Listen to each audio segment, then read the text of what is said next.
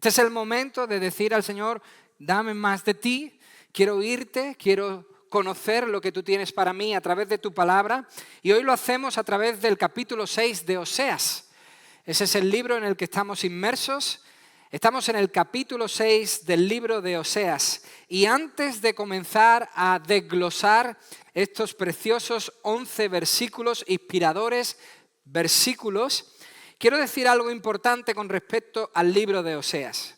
Porque, hermanos, no podemos perder de vista que dentro de este anuncio, de esta disciplina que Dios iba a dar al reino del norte, Israel, dentro de eso tenemos que entender que habrá una restauración parcial para Israel.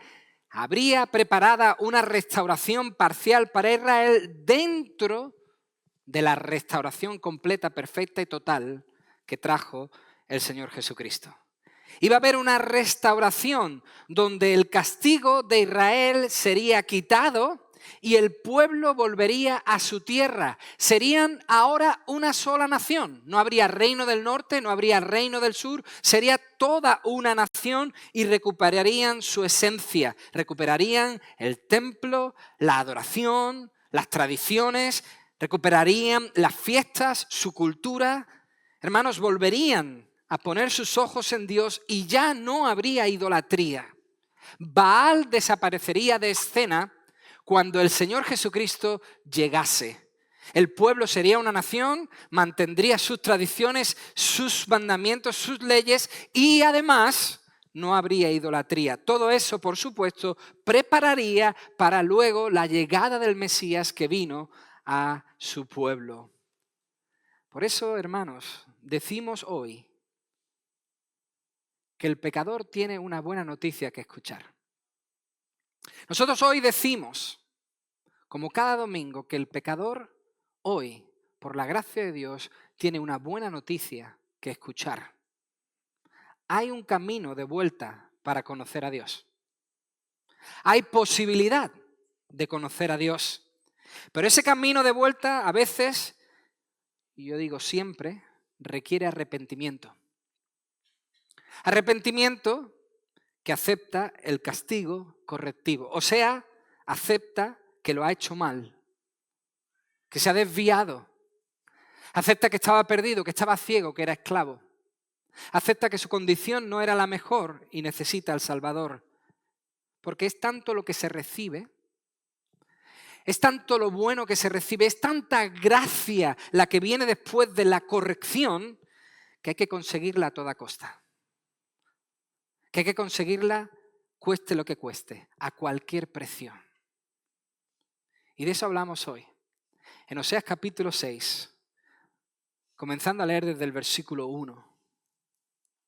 Hay camino de vuelta, hay esperanza, pero eso requiere arrepentimiento que conlleva disciplina. Dice el versículo 1 de Oseas capítulo 6, venid y volvamos a Jehová. Pues Él nos destrozó, mas nos curará. Nos hirió, mas nos vendará. Después de 2 días nos hará revivir. Al tercer día nos levantará y viviremos delante de Él. Esforcémonos por conocer a Jehová. Cierta como el alba es su salida.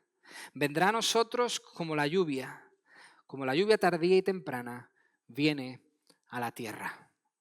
Preciosa invitación con la que comienza el capítulo 6 de Oseas. Oramos y pedimos que el Señor bendiga este estudio de su palabra. Nuestro buen Dios y Padre Celestial, te damos las gracias por este tiempo en el que podemos adorarte juntos como familia. Te damos las gracias porque hemos llegado a este lugar de reunión, a la adoración que presentan los santos delante de tu trono. Te damos las gracias porque no es casualidad que hayamos llegado aquí. Señor, yo te pido que nuestros corazones te adoren. Tú eres el Rey, tú eres Dios, no hay otro como tú. Y nosotros hoy lo queremos confesar, que tú eres nuestro Dios. Tú eres el eterno, tú eres el creador, el todopoderoso, el gran yo soy.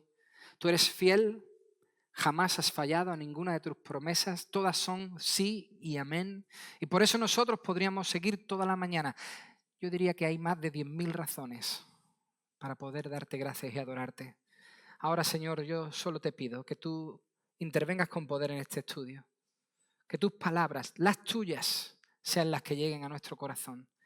Porque son tus palabras las que pueden transformar nuestra vida, cambiarla, exhortarla, animarla. Señor, que seas tú hablando por medio de mi boca.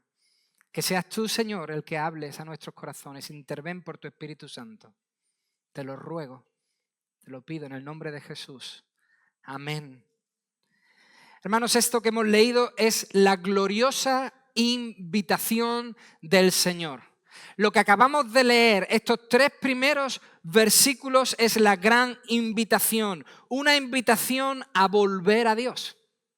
Una invitación a volver al conocimiento de Dios. El autor continúa con la idea del león con la que acabó el capítulo 5. El capítulo 5, el autor lo terminaba profetizando lo que iba a pasar en el futuro después de que fuesen castigados. Así termina, ¿os acordáis? Capítulo 5, versículo 15, dice, volveré luego, este es el Señor hablando, volveré luego a mi lugar hasta que me reconozcan o hasta que reconozcan su pecado y busquen mi rostro. En medio de su angustia me buscarán. Así termina el capítulo 5 y ahora continúa el capítulo 6 con lo que el pueblo dirá en respuesta a esa invitación futura que el Señor lanza. Dirá el pueblo, pecamos, merecimos el castigo, pero nos hemos arrepentido. Hemos entendido el mensaje, nos hemos arrepentido, hemos aprendido la lección, volvamos a Dios, acudamos a Dios, necesitamos a Dios. Dios dijo que le iban a buscar después del castigo y eso fue lo que el pueblo iba a hacer, buscarle. Están aceptando la invitación del versículo 15, me buscarán. El versículo 1 del capítulo 6 dice, volvamos a Jehová. El 15 dice, buscadme. El 1 del 6 dice, volvamos. Igual que Oseas ve a Dios esperando el arrepentimiento de su pueblo, el profeta ve cómo el pueblo en el futuro se arrepentirá. También el profeta ve aquí que el pueblo reconocerá la culpa, el castigo y volverá, irá de nuevo a Dios. Dice el versículo 2 que habrá 2 días de castigo. Estos números, estas cifras, significa que habrán años de castigo hasta la vuelta del cautiverio. Serían varios años, pero el hecho de que se nombre un tercer día en el versículo 2 es porque hay esperanza. Eso es lo bueno de estos versículos. Sí, habrá castigo, pero dice que hay un día tercero. Por lo tanto, habrá esperanza. Hermanos, si hay un 3 después del 2, es porque habrá esperanza. El día donde iban a buscar a Dios, pero no lo encontrarían porque Él se apartaría de ellos, que se anunció en el capítulo 5, versículo 6. Ese día donde Dios se apartó de ellos, ese día ya no estará. Ese día ya ha quedado en el olvido. Ese día será otro día, cambiaría. Ahora se cumpliría lo que Dios tenía determinado hacer en el capítulo 2, versículo 14. Ahora en ese futuro se cumpliría lo que Dios dijo en Oseas 2:14. Voy a seducirla, la llevaré al desierto y hablaré a su corazón. En ese futuro para Israel el Señor la restauraría. Hermanos, tercer día también nos da la idea de que aunque iban a pasar años de castigo, cierto, el cautiverio estaba a la vuelta de la esquina, los babilonios iban a llegar pronto. El perdón, la restauración, la vida, el volver a tener una relación con el Dios Santo iba a estar también a la vuelta de la esquina. Porque no dice, habrá 2 días de castigo y en el día 133 volveré a vosotros. No, habrá 2 días de castigo, pero al tercero. Lo siguiente que habrá será perdón. De hecho es lo que dice el versículo 2, los levantará. Eso significa los pondrá de nuevo en pie. Iban a estar destrozados. Eso es lo que iba a ocurrir con los asirios. Los iban a destrozar y el Señor los pondría de nuevo en pie. Esto es la restauración parcial de la que hemos hablado al principio. La restauración parcial que el pueblo iba a recibir. De nuevo serían una nación. El Señor los juntaría, haría un solo pueblo a los que llegaría el Mesías trayendo la restauración total. Esto es como la visión que tiene el profeta Ezequiel sobre el campo de los huesos secos. En Ezequiel capítulo 37. El profeta Ezequiel, todos sabéis más o menos la historia, ve una visión. Y en esa visión, Dios le muestra a Ezequiel un campo lleno de huesos secos. De hecho, la Biblia dice que estaban muy secos, tremendamente secos, destrozados. Pero el Señor le dice al profeta en la visión, profetiza, habla, predica, di la palabra. Y eso es lo que hace el profeta. Y en la visión el profeta ve que después de anunciar la palabra, esos huesos empiezan a juntarse. Y le aparecen tendones. Y se cubren de carne. Pero aún falta algo, falta el Espíritu. Y el Señor dice, profetiza, di que venga el Espíritu, que llegue el Espíritu. Llega y los llena de vida. Una restauración completa. Lo que esa visión significa es una restauración completa. Eso es lo que Dios iba a hacer con su pueblo. 2 días, sí, el castigo vendría, sí, pero hay un tercero. Hay una restauración. El comentarista Kittner dice algo muy interesante. Dice, es muy probable que las palabras del profeta Oseas en estos primeros versículos fueran más significativas de lo que él mismo imaginaba. Pues solo mediante la resurrección de Cristo al tercer día pudo su pueblo realmente ser levantado. Como dice Pablo en 1 Corintios 15, sin resurrección no hay esperanza. O como dice también el apóstol Pedro en 1 de Pedro capítulo 1, versículo 3. Bendito el Dios y Padre de nuestro Señor Jesucristo, que según su gran misericordia nos hizo renacer para una esperanza viva. ¿Por qué? Por la resurrección de Jesucristo de los muertos. Bendito el tercer día. Bendito ese tercer día donde Jesús resucitó y aquellos que ponen su fe en Él también resucitarán. Quizás el autor no pensaba que eso es lo que iba a suceder con el propio Mesías. Al tercer día el pueblo se levantaría y estaría, fijaos, versículo 2, estaría ¿cómo? Delante de Él. Los que habéis seguido la historia hasta aquí, sabréis que esta frase significa mucho más de lo que parece. El pueblo estaría delante de Él. Sí, antes, si os recordáis, en el capítulo 5, antes Dios quitó su rostro, apartó su rostro de ellos. Ahora lo tienen delante. En ese futuro glorioso Dios estará delante de ellos. Orgullo, dice el capítulo 5, orgullo solo había delante de sus rostros. Pero ahora en su cara, en su rostro, verán al Señor. Está el Señor y tendrían la oportunidad que dice el versículo 3. Conozcamos. Ahora que hemos sido levantados, ahora que de nuevo estamos restaurados, ahora que tenemos al Señor por delante, conozcamos y esforcémonos por seguir conociendo al Señor. Eso es lo que dice el original en el versículo 3. Conozcamos y sigamos conociendo al Señor. Esforcémonos por seguir conociendo al Señor. Esto quiere decir, conozcamos su pacto. Conozcamos el acuerdo y sigamos siendo fieles a ese acuerdo. Sigamos siendo fieles a ese pacto. Hermanos, si recordáis bien, ellos fallaron en la segunda parte. Más concretamente, los sacerdotes fallaron en dar a conocer al pueblo el pacto, en recordarle al pueblo que habían hecho un pacto con Dios, que debían ser fieles a Él. Los sacerdotes fallaron en la predicación de la palabra, en la predicación del pacto. Por lo tanto, si fallaron en la segunda parte, la primera parte tampoco estaba. Se había perdido. Porque si se falló al anunciar el evangelio, el pacto, si se falló a la hora de anunciar los mandamientos, evidentemente muy pocos ya conocerían al Señor. Pero eso iba a cambiar. La buena noticia es que eso iba a cambiar. Tan seguro, dice el versículo 3, tan seguro como que el sol sale cada día. Así de seguro es Dios, hermanos. Así de seguro es nuestro Señor. Se puede confiar en Él al 100%, porque como hemos cantado, el Señor no cambia.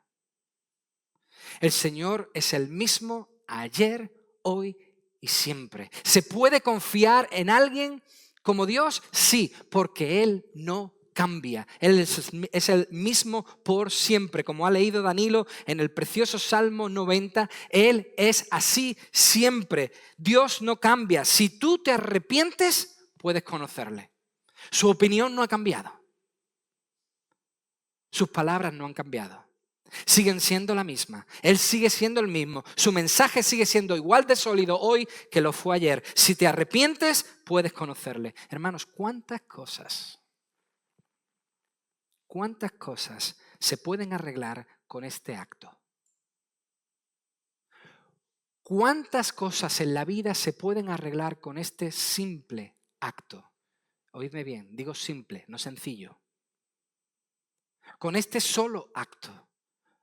¿Cuántas relaciones se pudiesen arreglar con este simple acto de pedir perdón? ¿Cuántos matrimonios se pueden arreglar? ¿Cuántas iglesias se pueden arreglar? ¿Cuántos puestos de trabajo se pueden arreglar? ¿Cuántas familias se pueden arreglar? ¿Cómo mejoraría nuestra sociedad si todos fuésemos capaces de dar un paso así? Pues con Dios lo mismo. Él no cambia. Si nos arrepentimos, el Señor promete que le conoceremos. Es así. Esa es la invitación que el Señor iba a traer a las ovejas perdidas de la casa de Israel. Eso es lo que le dijo Jesús a la mujer cananea. He venido a buscar a las ovejas perdidas de la casa de Israel. Si el pueblo aceptaba esta invitación, fijaos, si el pueblo aceptaba esta invitación, tendría la mayor bendición que se puede recibir. La mayor bendición que un ser humano puede alcanzar. Juan capítulo 17, versículo 3, Jesucristo dice, esta es la vida eterna. ¿Qué es la vida eterna? Que te conozcan a ti, el único Dios verdadero, y a Jesucristo, a quien has enviado. Esa es la mayor bendición que un ser humano puede recibir, la vida eterna que comienza con el conocimiento de Dios. Si el pueblo aceptaba eso y se arrepentía, ellos conocerían a Dios y recibirían esa gran bendición. Pero eso, dice el texto, sucedería en el futuro. Pasaría sí o sí, como que el sol sale todos los días. Pero de vuelta al presente, de vuelta a su situación actual, Oseas les hace ver al pueblo lo que les faltaba, lo que no tenían. Y por lo tanto podemos preguntarnos, ¿qué es lo que nos falta? Versículo 4. ¿Qué haré contigo, Efraín? ¿Qué haré contigo, Judá?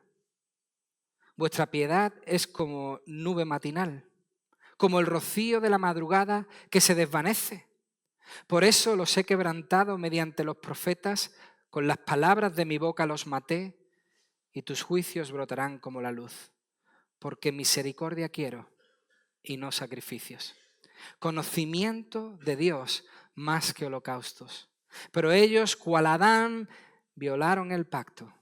Allí han pecado contra mí. Galaad, ciudad de malhechores, toda manchada de sangre. Como ladrones al acecho de un hombre, así una compañía de sacerdotes mata y comete infamias en el camino hacia Siquem. En la casa de Israel he visto cosas horribles. Allí fornicó. Recordad que esto es más bien allí se prostituyó Efraín siendo Israel, y se contaminó, por lo tanto, todo el pueblo, Israel. Para ti también, Judá, está preparada una siega cuando yo haga volver el cautiverio de mi pueblo. ¡Wow! Como podéis observar, hermanos, como hemos leído, tanto a Israel como a Judá les faltaba lealtad. Ni el reino del norte ni el reino del sur tenían lealtad. Su fidelidad era ninguna. No existía. No había continuidad en la relación con Dios. Su fidelidad al pacto, su fidelidad al amor de Dios vino y se fue como la niebla. Como aquí en el Rincón de la Victoria, ¿verdad? Nos levantamos, hay una niebla ahí, sale el sol, se fue la niebla. Así sucedió con el pueblo y su fidelidad. Vino la fidelidad, pero se fue como el rocío de la mañana. Eso es lo que vivió el profeta Oseas precisamente en su matrimonio. ¿Os acordáis? Él mostró esa lealtad a Gomer, a su esposa. Fue, la tomó, se casó con ella, tuvieron hijos, la cuidó. Pero ella volvió a su profesión. Ella volvió y se prostituyó una y otra vez. Tanto se prostituyó que llegó a las manos de otro. Y aún así nos dice el libro de Oseas que el Señor le dice, ve y tómala de nuevo. Ve a por ella. Y Oseas va y negocia con el dueño de esa mujer. Y se la lleva a casa y la protege, la ama. Y le dice, aquí tendrás cuidado. Pero ella mantenía su infidelidad. Lo mismo pasaba con el pueblo. El Señor los llamó, los rescató, los liberó, les puso en una mejor tierra y el pueblo fue infiel. Pero el Señor volvía y volvía y volvía. Pero el pueblo seguía siendo infiel. Por eso dice el versículo 4, ¿qué haré con vosotros? Esta es una frase que los padres decimos muchas veces, ¿verdad? Y la decimos después de ¿qué? De 40, 50 intentos, ¿verdad? Cuando ya la paciencia agota y humo sale por nuestras cabezas, ¿qué hago contigo? ¿Qué más puedo hacer? Eso dice el Señor, ¿qué hago con vosotros? Por esta razón llegó el juicio. Y qué interesante, dice que llegó el juicio por la boca de los profetas. Por la boca de los profetas. Hermanos, lo que decían los profetas no solo era exactamente la voz de Dios. Los profetas del Señor todos decían exactamente lo que Dios le mandaba, sino un reflejo, atentos a esto, un reflejo del amor inquebrantable de Dios. ¿Por qué digo esto? Atentos a lo que dice el comentarista Kidner. Dios jamás envía juicio o castigo sin antes advertir o dar la oportunidad de arrepentirse. Esta es una gran verdad, hermanos.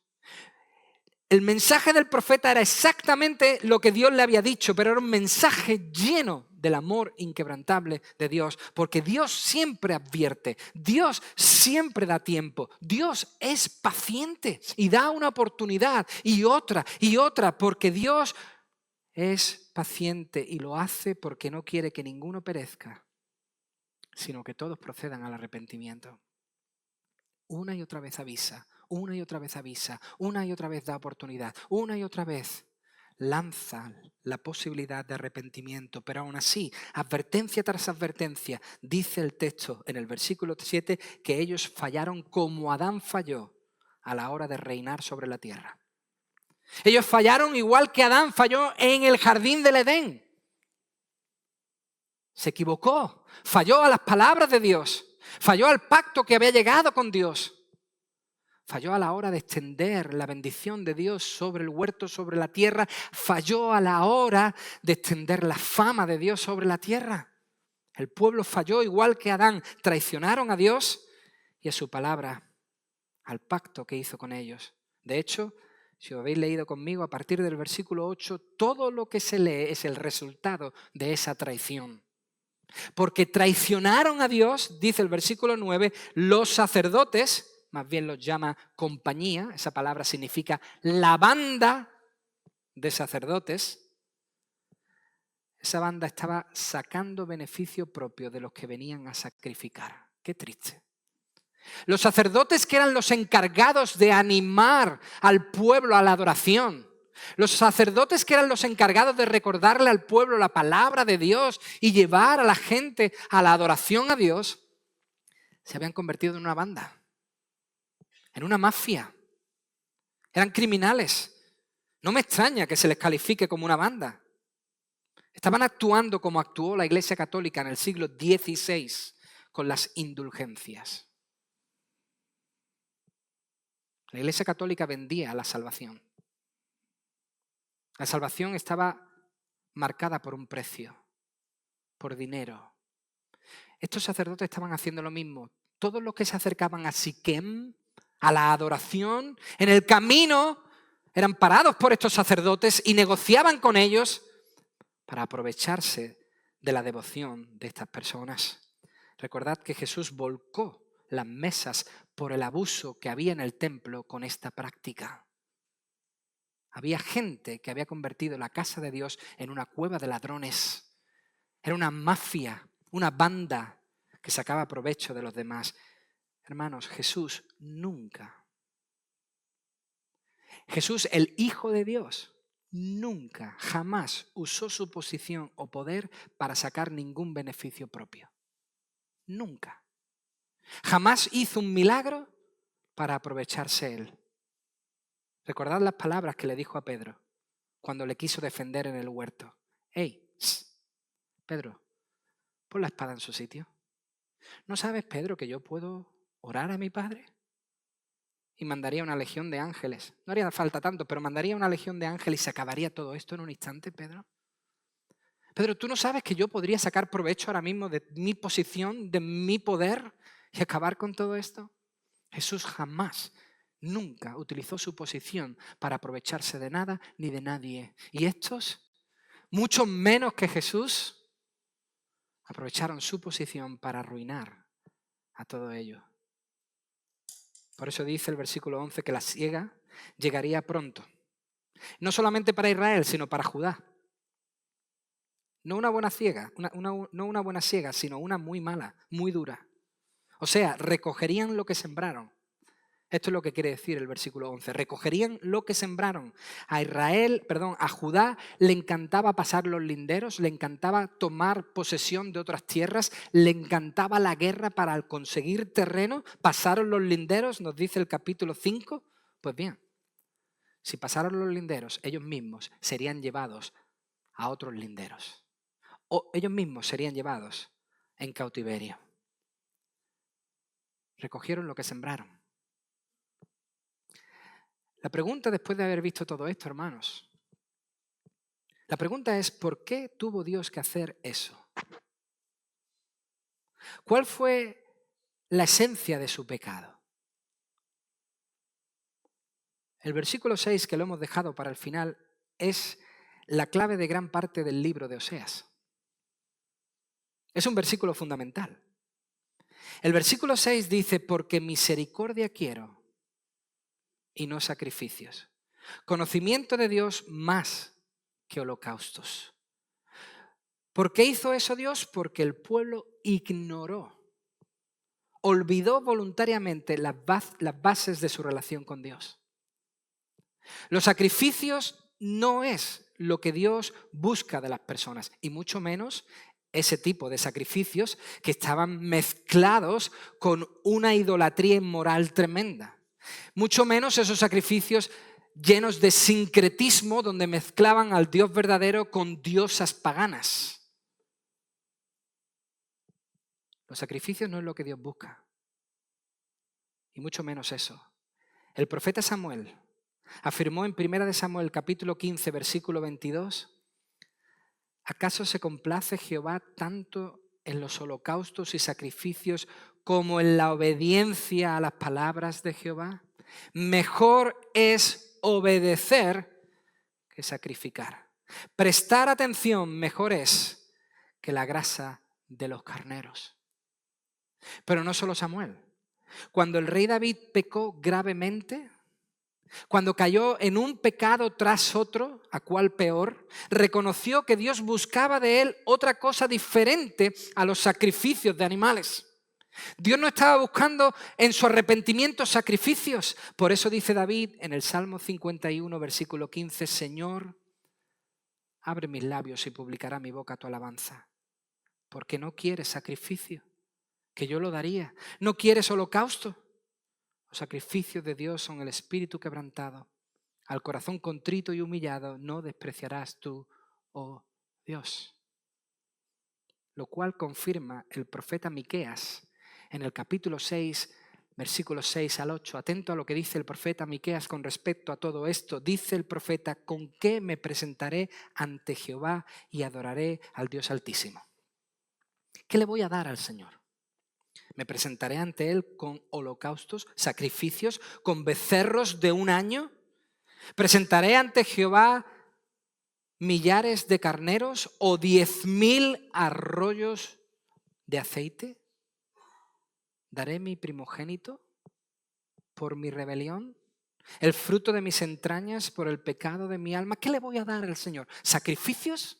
¿Traeré litros y litros de aceite refinado? ¿Le daré a mis hijos? Y concluye, no. Hombre, Él te ha declarado lo que es bueno. Siempre decimos, ¿cuál es la voluntad del Señor? ¿Qué querrá el Señor para mí? Esta es una pregunta que los creyentes nos hacemos mucho. Es una pregunta ahí que está un poco en el aire y como que nos da casi sentido a nuestro cristianismo, ¿no, hermanos? ¿Quieres saber lo que el Señor quiere de ti? Lo que pide Jehová de ti es solamente hacer justicia, amar misericordia y humillarte ante tu Dios. Hermanos, en definitiva, Dios quiere tu corazón. Dios quiere lo que dijo Jesús en Mateo 22:37. Amarás al Señor tu Dios con todo tu corazón, con toda tu alma y con toda tu mente. Este es el primero y grande mandamiento. Y el segundo es semejante. Amarás al prójimo como a ti mismo.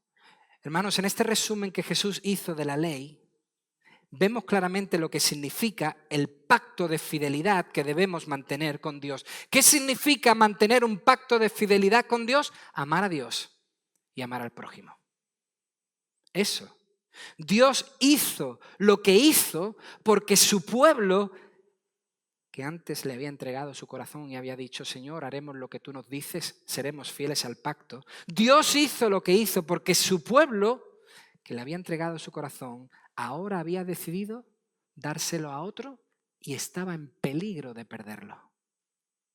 Había decidido darle su corazón a otros y estaba a punto de perderlo.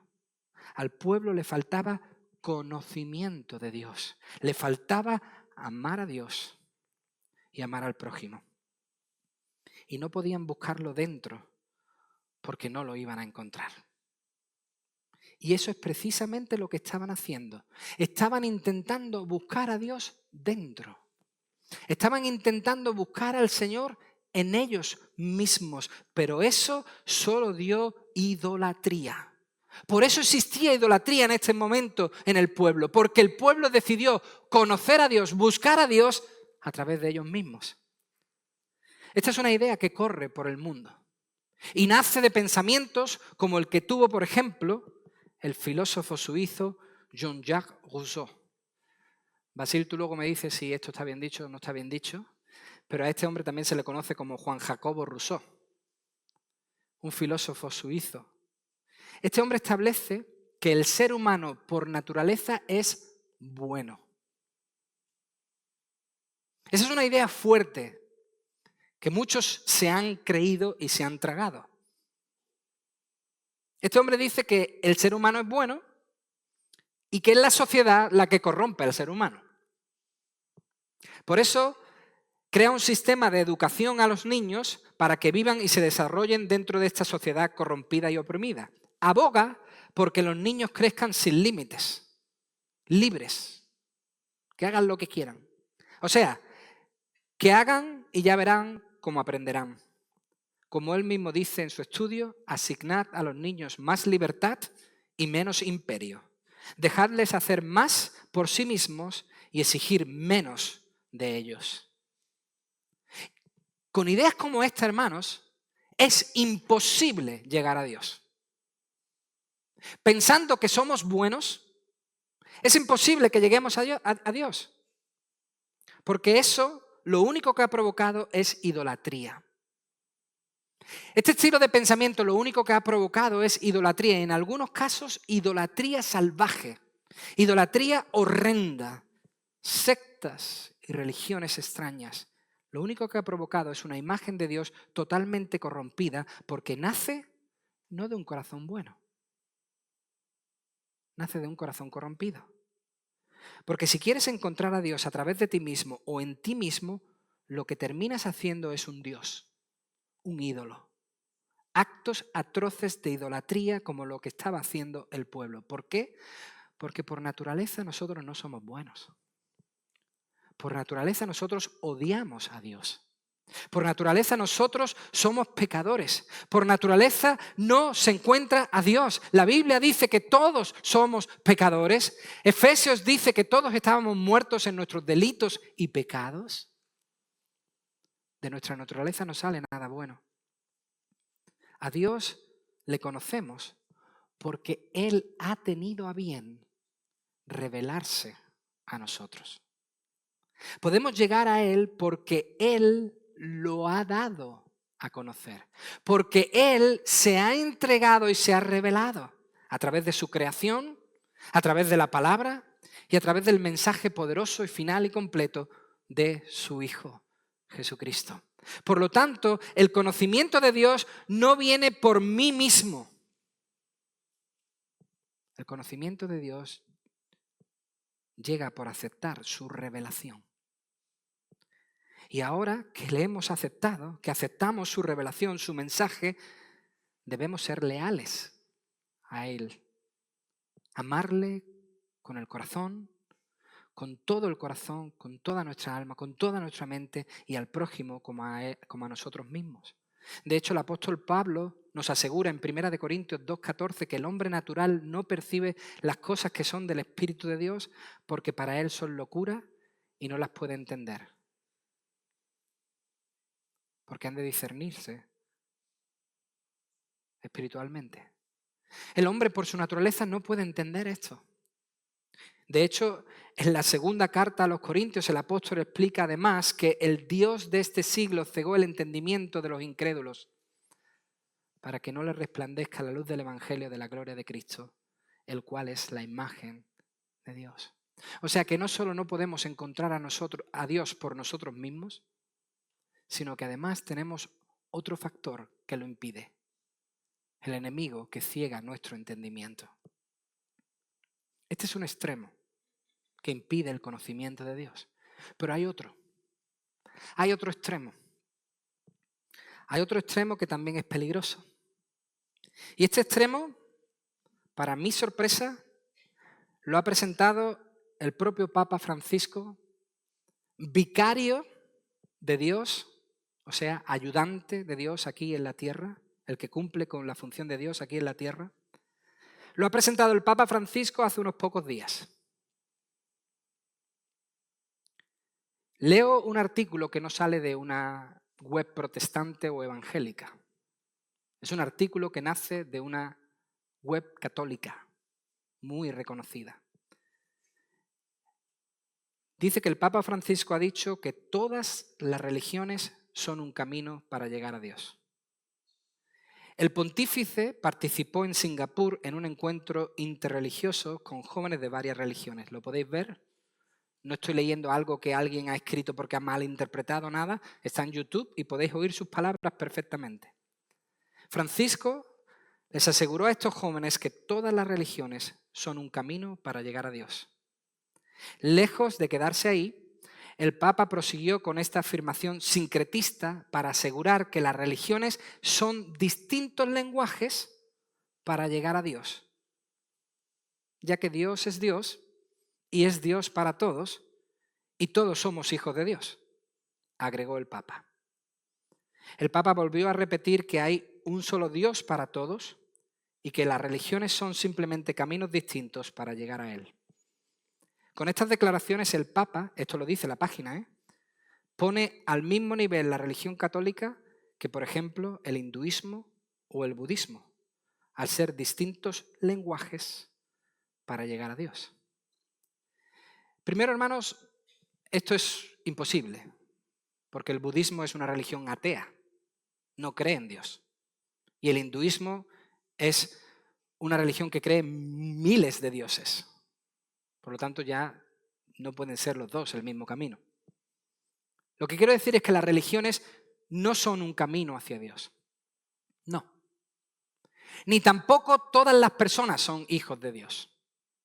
Sí, todas las personas somos criaturas de Dios, creados por Dios. Eso es cierto, pero no todos somos hijos de Dios. Juan capítulo 1, versículo 12. Mas a los que les recibieron, a los que creen en su nombre, Dios les dio la potestad de ser llamados hijos de Dios. Solo los que han recibido y creído tienen la bendición de ser llamados hijos de Dios. No todos somos hijos de Dios, lamentablemente. No lo digo con orgullo, lo digo con tristeza. Hermanos, no. Las mentiras jamás podrán ser camino hacia la verdad. Nosotros creemos que solo existe un camino. Jesucristo. Creemos que la verdadera religión, la religión que salva, la religión que transforma, no viene del corazón ni de otras religiones o pensamientos, viene del cielo. Llega al hombre como una revelación. Es algo que está más allá del alcance de la naturaleza humana. Por eso necesitamos una revelación celestial, una revelación sobrenatural, algo trascendental, la encarnación, revelación de Jesucristo y su santo evangelio. Jesús dijo, yo soy el camino, yo soy la verdad y yo soy la vida. Nadie, es tajante, nadie viene al Padre sino por mí. Hermanos, nadie puede anular eso o saltárselo a la torera. Esto es un absoluto. Juan 14, 6. Nadie va al Padre sino por Jesucristo. Pues bien, en este nuevo pacto que nosotros también tenemos, como tenía el pueblo con Dios, nosotros también tenemos un nuevo pacto en Jesucristo. En este nuevo pacto la meta sigue siendo la misma. Ser fieles a Dios. Lo bueno es que en este nuevo pacto nosotros tenemos la capacidad de poder cumplir con el pacto. ¿Por nuestra fuerza? No. Por el Santo Espíritu de Dios que mora en nosotros. Nosotros podemos cumplir lo que Pablo le pide a los Gálatas en el capítulo 6, versículo 2. ¿Cumplid así la ley del Antiguo Testamento? No, la ley de Cristo. Amar a Dios, amar al prójimo. Debemos cumplir, ¿cómo? Obedeciendo, con la ayuda inefable del Espíritu Santo. Romanos 13:10. El amor no hace mal al prójimo. Por tanto, el amor es el cumplimiento de la ley. Mis queridos amigos y hermanos, obediencia es lo que el Señor busca. Un corazón que persiste en obedecerle y buscarle. Los sacrificios y holocaustos pueden ser hoy bautizarse, ofrendar, ir a la iglesia. Nosotros podemos hacer de esas cosas nuestros sacrificios. Podemos convertirlo en sacrificios, cuando en realidad son solo medios de gracia que el Señor nos ofrece para que podamos crecer en la fe, para que podamos madurar y podamos cumplir con el pacto de obediencia que le debemos. No son un fin en sí mismos. Lo que hay detrás de mi mano al poner la ofrenda debe ser un corazón que dice, no dependo del dinero, dependo de ti. Lo que hay en mi bautismo no es decir, he llegado a la meta, ya tengo lo que necesitaba para ir al cielo. No, lo que hago cuando me sumerjo y salgo del agua es decirle al mundo que Cristo me ha salvado, que mi yo ha quedado atrás y que mi vida ahora es para el Señor. Hermanos, estas cosas no son malas, pero son menos importantes para Dios. Él quiere misericordia, Él quiere compasión, Él quiere conocimiento de Dios, amarle a Él y amar a los demás. Por eso, quizás deberíamos oír el consejo que Jesús le dio a unos pocos de fariseos. Mateo 9:13. Id. Id pues y aprended lo que significa misericordia quiero y no sacrificios. Eso es lo que el Señor quería de su pueblo y eso es lo que el Señor sigue deseando y anhelando en su pueblo, en la iglesia. Misericordia, amar a Dios y amar a los demás. Padre, muchísimas gracias por tu mensaje, por tu palabra, Señor, que llega a nuestras vidas. Confiamos, Señor, en su autoridad. Nos sometemos en esta mañana a su autoridad y te pedimos que tú nos ayudes. Que tú nos ayudes a seguir siendo fieles a ese compromiso que un día tú nos permitiste recibir. Fue por tu gracia que nos salvaste. Tú nos has llamado, nos has salvado y nos has dado a tu Espíritu Santo. Ahora nosotros solamente queremos seguir sometidos a tu palabra y a tu Espíritu Santo, intentando agradarte con nuestra vida, siendo fieles, amándote a ti, buscándote a ti. Hemos probado, Señor, y que nuestro deseo sea querer más. Amarte a ti y amar a los demás, Señor. Ese es el conocimiento que tú nos has dado. Qué bueno es que tú nos hayas conocido y así nosotros hayamos podido conocerte. Señor, muchas gracias por tu salvación, por Jesucristo nuestro Salvador, quien ha traído a nuestra vida la mayor bendición, la vida eterna. A ti sea la gloria y a ti sea la honra, ahora y por todos los siglos. Amén.